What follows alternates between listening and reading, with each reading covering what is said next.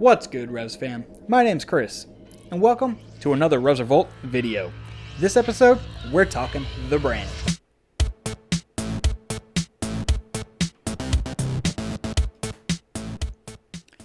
Alright, I'm back again, and thank you so much everybody for tuning in. I greatly appreciate all the support I get every time I release a new video. I come out here to talk to you, and I 100% appreciate all the engagement.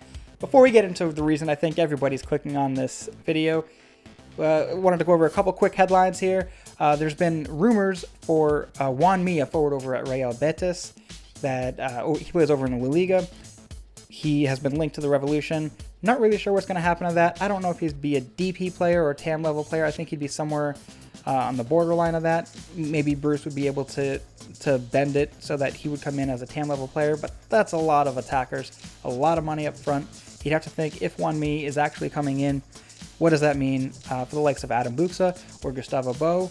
One or the other, maybe both of them. I don't know what's going to happen there. Lots to speculate about, so I'm not going to spend too much time right now because there's really not a lot known. It's just a rumor at this point. If anything else materializes, you can be sure I will be talking about it. Otherwise, Matt Turner, he is most likely going to be playing for the U.S. men's national team during the Gold Cup coming up in July. It's not 100%. Rosters have not yet been released, but I think everybody is in the same boat as saying that Matt Turner's 100% going to be the starting keeper for that tournament.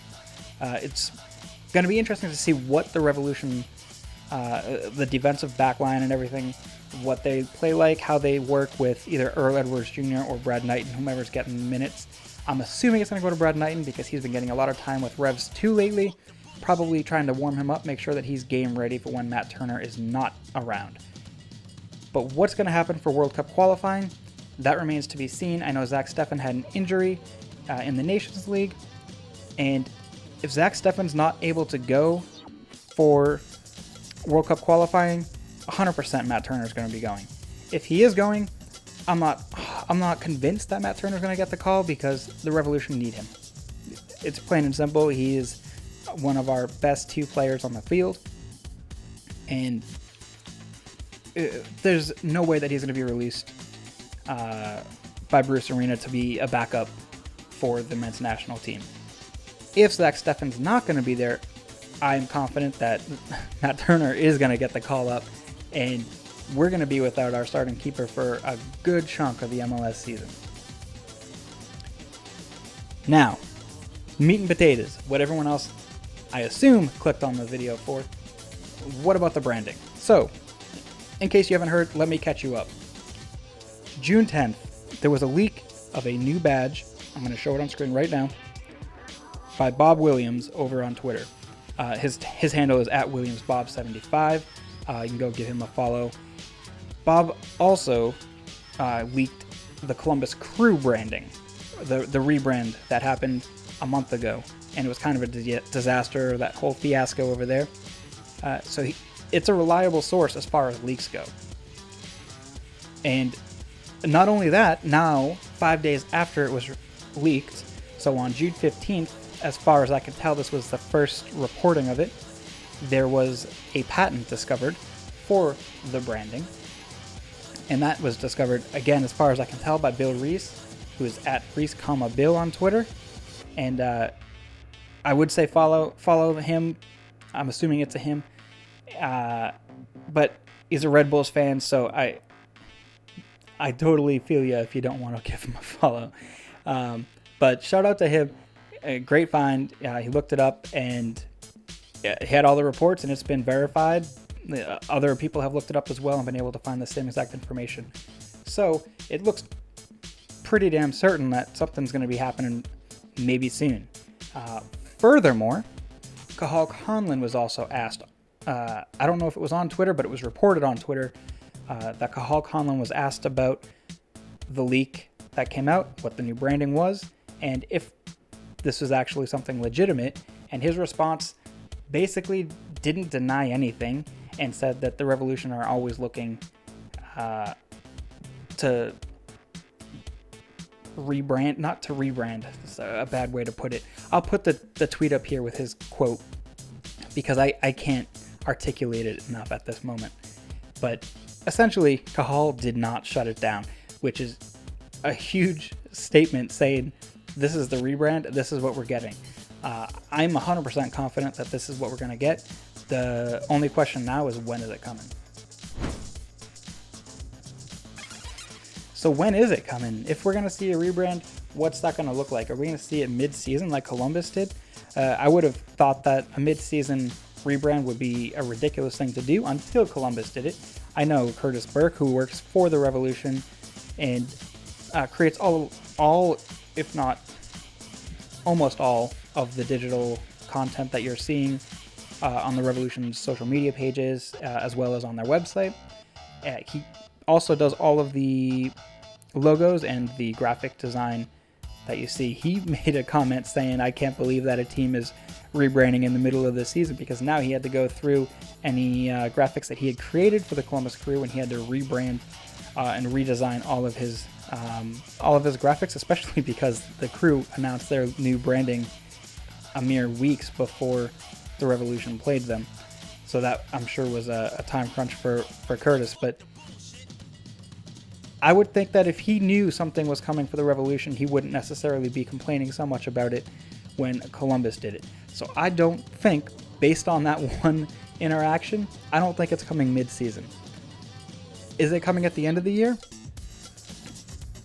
Maybe. I would say yes. And this coming off-season is when we can expect to see this new brand roll out. Is it going to come with the stadium?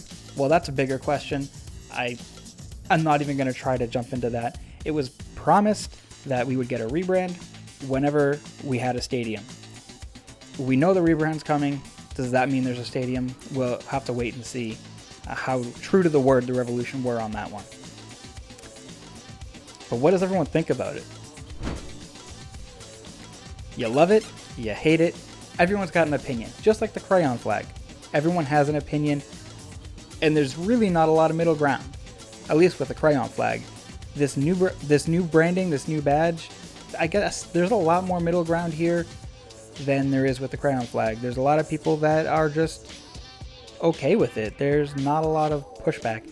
There's a lot of longtime Revs fans, a lot of crayon flag supporters that are very unhappy with this new design. And from what I've been seeing, again, what I see is really only on Twitter.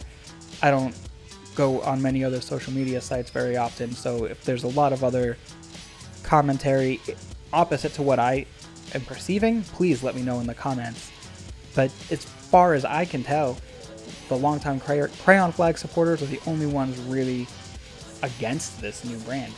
And myself, I really like the crayon flag. But this new badge, I don't know. When it first came out, I hated it. I loathed it. I looked at that squiggly R and had the sash coming through it, and actually the sash was the only thing that I actually liked about it, because it paid homage to a Revolutionary War uniform. And I thought that was a really interesting way to put that into the branding. And you have the four, I don't even know what you'd call it, just each side having this weird red border.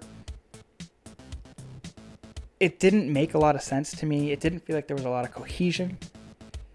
And I was really unsure of why this was happening. It really feels forced. At least that was my initial interpretation of it.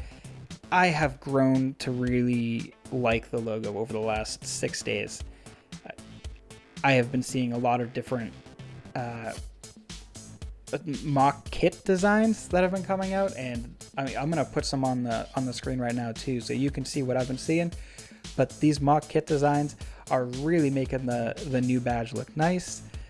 Obviously, we have to rely on the Revolution to put out a kit that would complement the badge this way as well. And one other, I guess, side point too is that the colors even look a little bit different. Not extremely, but it's darker, right? Darker tones of blue, darker tones of red. I don't know if that's gonna make any reflection in the kits. I guess it would be a good time to release a new badge when you release a new home kit, So again, going back to my thought of the kit being released in the offseason, I think that would make a whole lot of sense when, this kit right here is not going to be around in 2022. So we'll have to see, new kit, darker blues, maybe darker reds. I'm really curious to see what that's going to look like. But talking about the badge itself, it has really, really grown on me. I didn't expect it to. I couldn't stand that R, like I was saying. And the more I've looked at it, the more it just kind of feels natural now.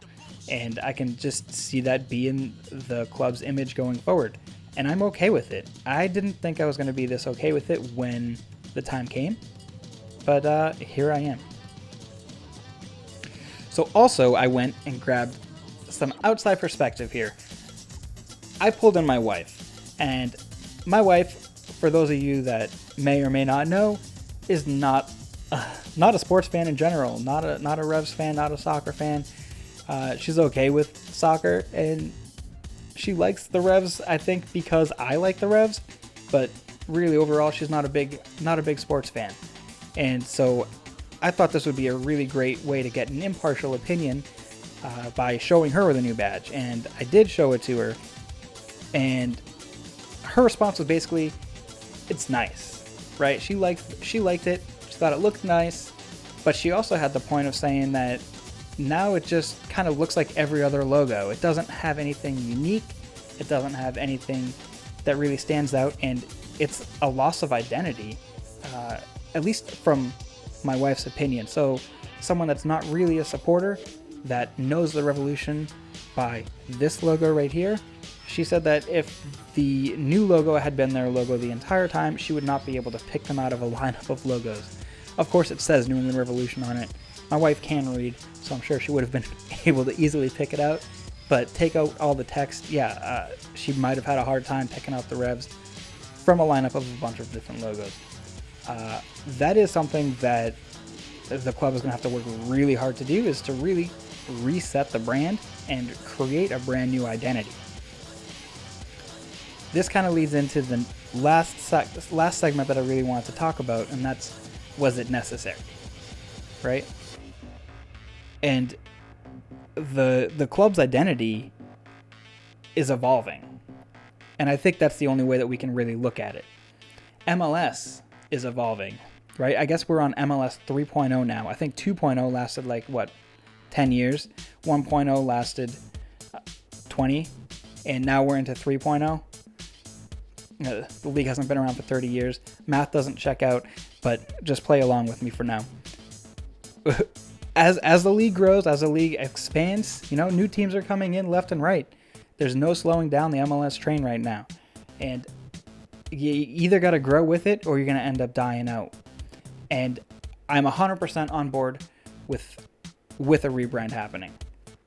I've been saying for a long time that I really want the crayon flag to be somewhat kept alive, or some homage paid to it with any new brand that happens. Obviously, that's not the case with this new logo that we're seeing, this leak, but I'm actually really okay with it. And again, was it necessary? Absolutely. Anyone that says that we should have stayed with the crayon flag logo for longer than we've been with it, and as far as time can see,